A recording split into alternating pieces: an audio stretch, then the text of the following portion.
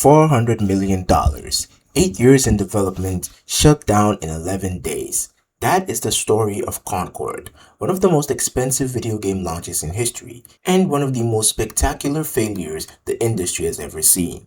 At its peak, just 697 people were playing it simultaneously on Steam. For context, that's fewer people than fit in a high school gymnasium. And the wild thing, Concord is not the exception, it's the pattern. In 2025 alone, researchers tracked 19 of the biggest live service launches of the year. By early 2026, most of them had lost between 80 and 99% of their players. A separate count found that 52 live service titles had already shut their servers down entirely by the midpoint of 2026. 52 games gone, money spent, studios closed, developers out of work, and yet publishers keep making them, executives keep greenlighting them, and the budgets keep getting bigger. And the failures keep getting more and more expensive.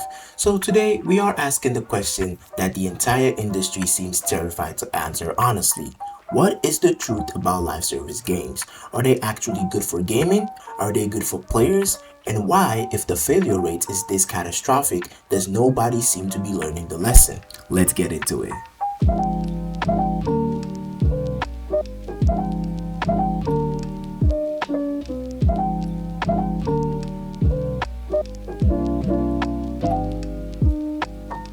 Before we get into the good, the bad, and the genuinely ugly, let's make sure we are all working from the same definition, because live service gets thrown around a lot and it means different things to different people.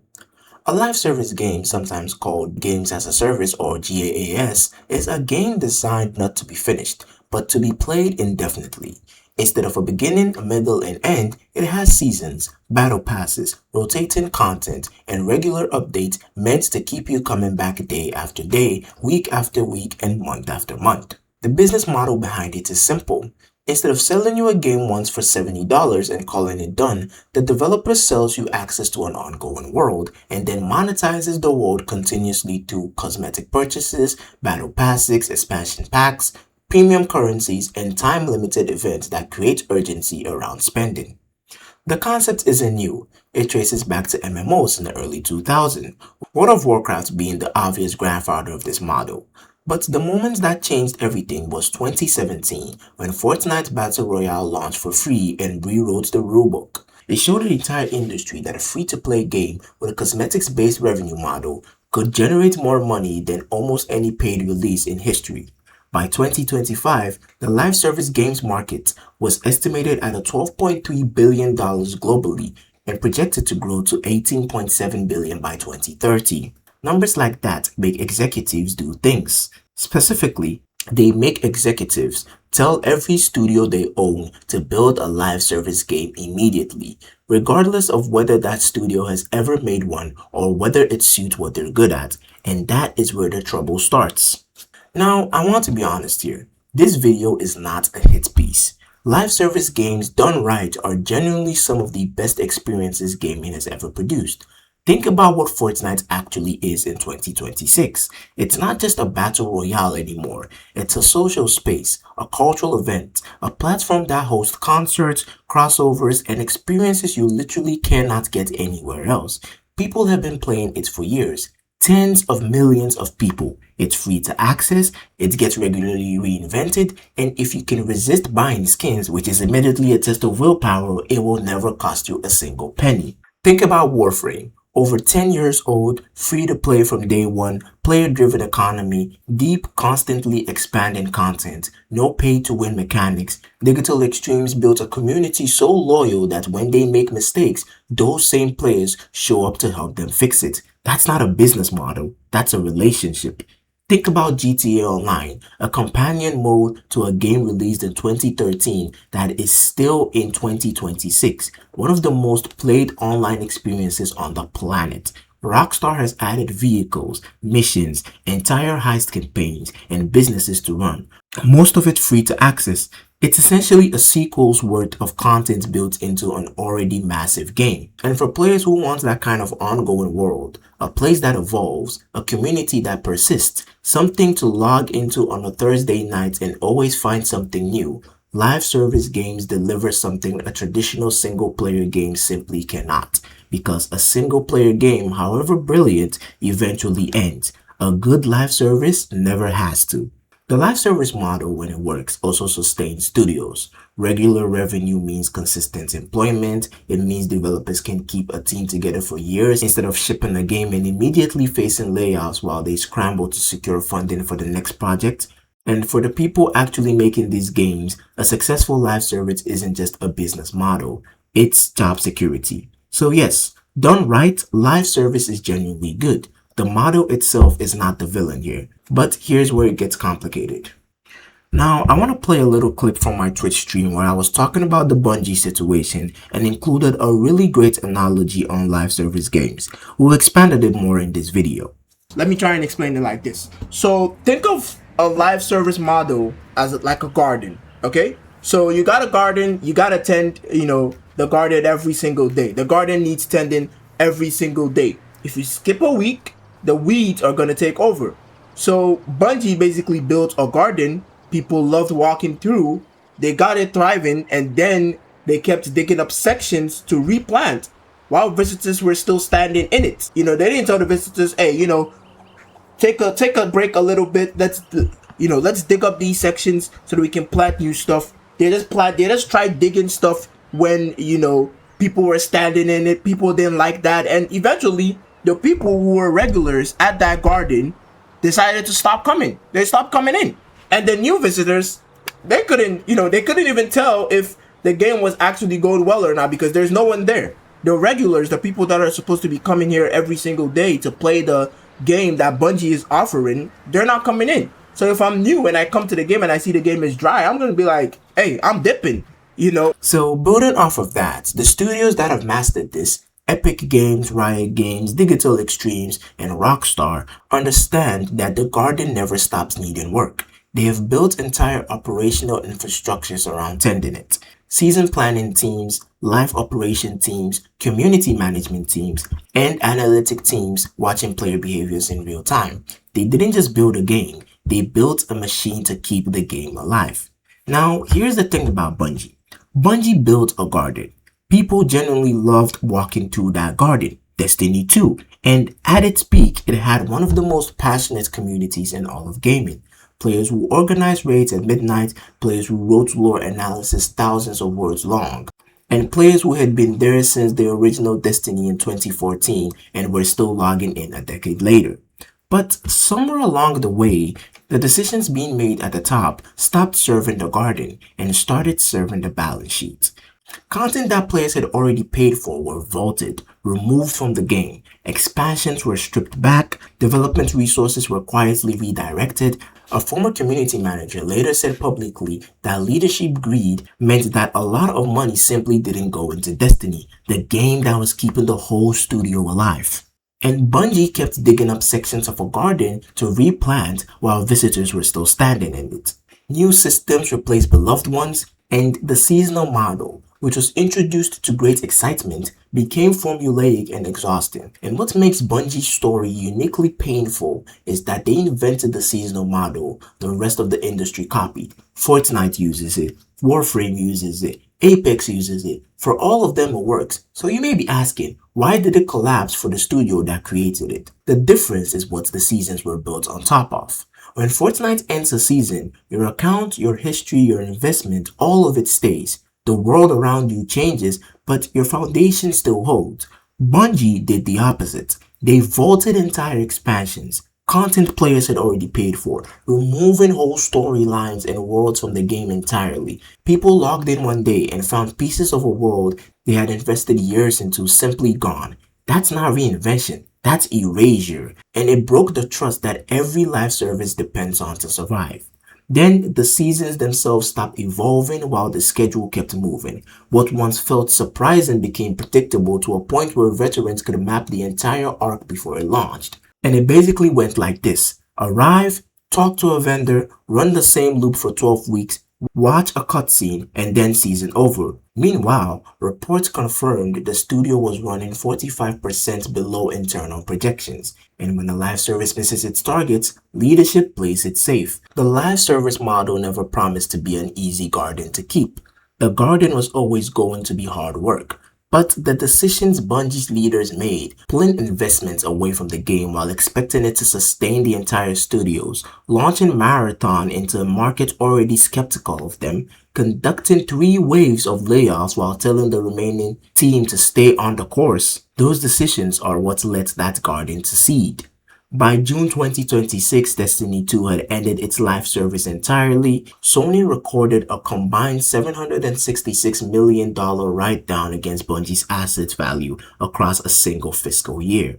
Most of the Destiny team was laid off, and the studio that had pioneered the modern live service era was left with an uncertain future and an empty pipeline. So you may be asking, if the failure rate is this high, if 1 in 10 is the rough consensus for live service games that actually achieve sustainable player bases, why does every major publisher keep making them? Well, the answer is actually very simple. The upside is too good to ignore. Fortnite has generated an estimated $26 billion in revenue since launch. GTA Online has been printing money for Rockstar for over a decade. League of Legends made Riot Games into one of the most valuable gaming companies on earth. When a live service game works, it doesn't just succeed, it becomes a permanent revenue engine that makes almost any other business model look pedestrian by comparison.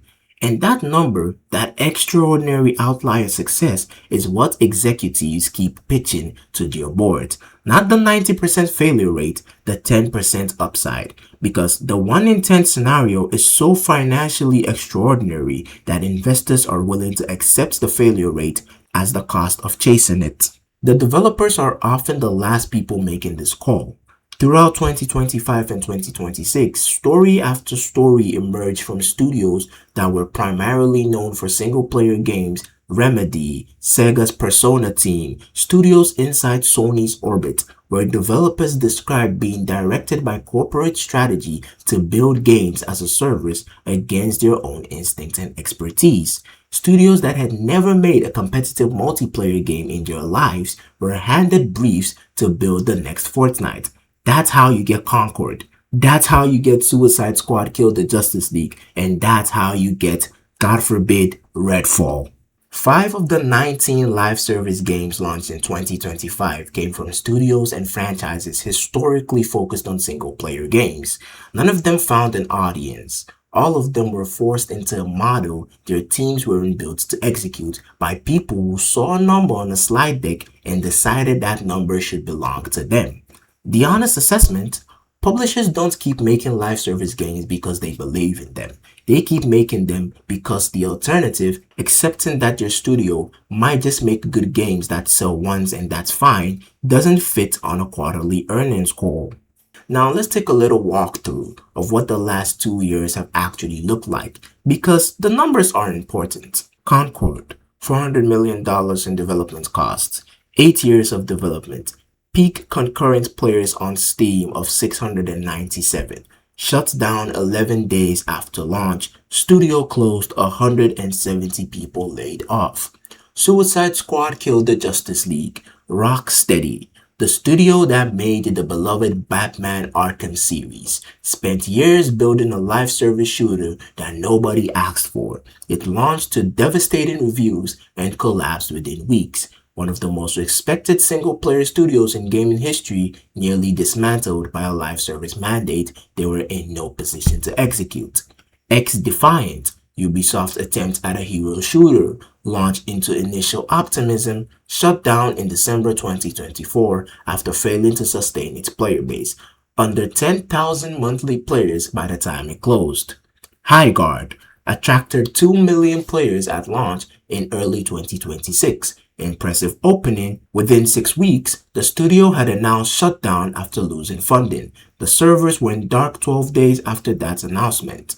Bungie's Marathon launched March 2026. All-time peak of 88,000 concurrent players on Steam. Not a bad start. By mid-April, The number had fallen 59%. Sony wrote off $565 million against the game's performance in a single quarter. These are not cautionary tales from a small studio with limited resources. These are massive investments from some of the biggest names in the industry, backed by billions of dollars, years of investment, and marketing campaigns most filmmakers would envy. And they failed publicly, expensively, in ways that cost hundreds of real people their jobs. By mid 2026, 52 live service games had already been taken offline for the year. Not 52 small mobile games, 52 titles across platforms, genres, and budget levels. That's the current baseline. Now, here's the thing. The live service model isn't dead.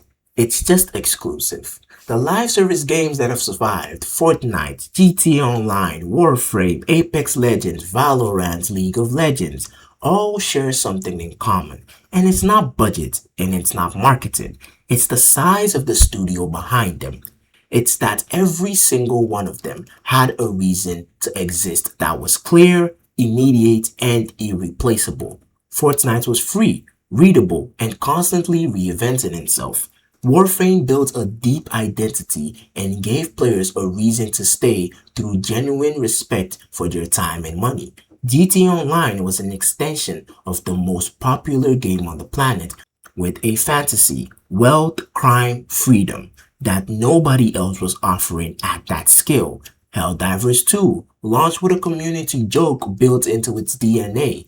Players weren't just playing the game, they were a part of a bit, and that social bond is what turned a $40 co-op shooter into a cultural moment.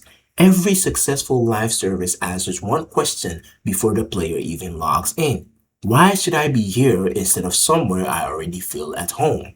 When that question goes unanswered, when the pitch is, it's like Overwatch but ours, or it's like Destiny but from us, players make the obvious choice. They go back to the game they already have friends, skins, progressions, and history. You're not just competing with other new games. You're competing with everything someone already loves and everything they've already spent money on.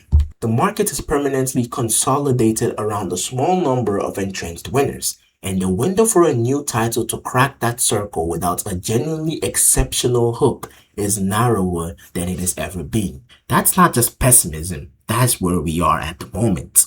So what does this actually mean for you as a player? A few things worth holding on to. First, when you spend money in a live service game, you're not just buying a product. You're renting access to a service that can be taken away from you at any time, with no warning, no refund, and no recourse. Every skin you buy, every battle pass you complete, every hour you invest exists at the publisher's discretion. The moment the game stops being profitable, it stops existing. Your accounts, your cosmetics, your progressions, all gone. That's not a worst case scenario. That is the documented outcome for 52 games already this year alone.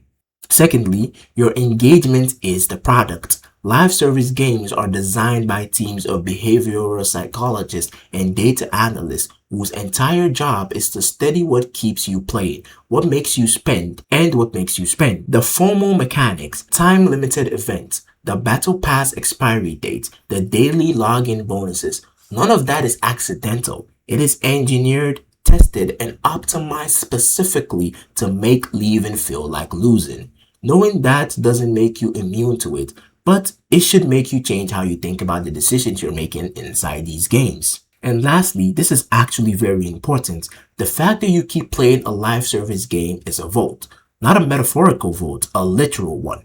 Every player retained is a data point that goes into the next quarterly report. Every dollar spent is a signal that the model works. The publishers who keep pushing their single-player studios into live service mandates they're not equipped to execute are making that call because the numbers from the games that do work are too big to ignore. The industry becomes what we reward, and right now, we are still rewarding the model even as the failure rate climbs. Now, none of this is to inform you not to play live service games. I mean, I'm literally doing a GTA Online challenge run from zero to mashing on my Twitch channel. Make sure to check that out. Shameful plug. But some of them are genuinely excellent and worth every hour. But do go into it with your eyes open. Know what you're paying for, know what you're supporting, and importantly, know what studio is behind it. However talented, however committed, is one bad quarter away from decisions that can make everything you invested into disappear overnight. So here's the truth about live service games. The model is not broken. When it works, it produces some of the greatest ongoing experiences gaming has ever offered. But the industry has spent the last decade convincing itself that the model is a formula, that any studio given the budget and enough time can build the next Fortnite. And the graveyard of games that tried and failed, the developers who lost their jobs, the players who lost games they loved, the money that evaporated on projects that were doomed from the brief is the real cost of that dilution. The truth is that live service is not a strategy, it's a commitment. One that demands that you earn your players' time every single week, that you respect the community that shows up for you, and that you never mistake the garden I mentioned for something that tends itself. The studio that understands that will still be here in 10 years. The ones that don't are the ones shutting down their servers. That's the truth about live service games, and now you know it too. If this video made you think differently about the games you play and the money you spend, make sure you drop a like and subscribe. Let me know what you guys think in the comment section as usual. Any feedback from you guys would be greatly appreciated. I'll see you in the next one.